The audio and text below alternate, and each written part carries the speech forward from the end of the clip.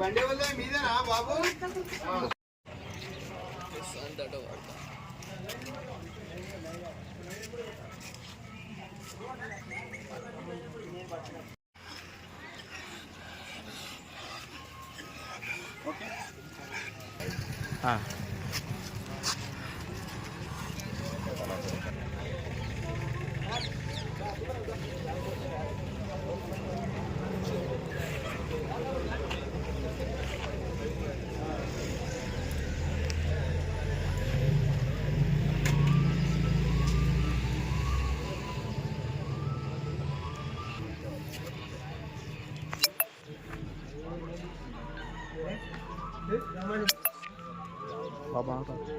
కిష్టంపేట గ్రామంలో community contract programme దాంట్లో భాగంగా సిపి గారి యొక్క ఆదేశాల మేరకు మేము ఈరోజు చెన్నూరు మండల సంబంధించిన కిష్టంపేట గ్రామంలో కమ్యూనిటీ కాంట్రాక్ట్ ప్రోగ్రామ్ ఏర్పాటు చేసుకోవడం జరిగింది.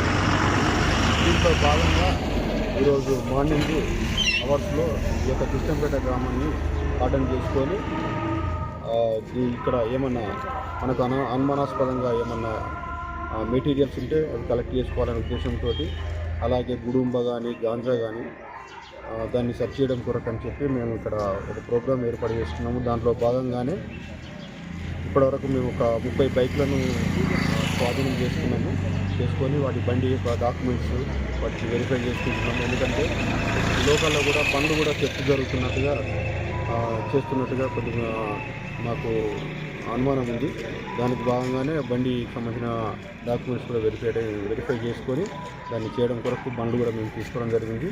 దాంట్లో భాగంగా మేము ఈ ఇళ్లను సెర్చ్ చేసే క్రమంలో ఒక 4 లీటర్లకు సంబంధించినటువంటి గుడుంబ కూడా మాకు ఇక్కడ దొరికింది.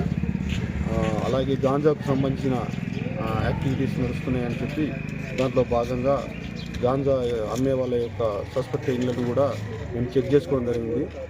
దానికి సంబంధించినటువంటి మాకు నార్కోటిక్ డాగ్ కూడా ఇక్కడికి వచ్చి చెక్ చేసుకున్నాము.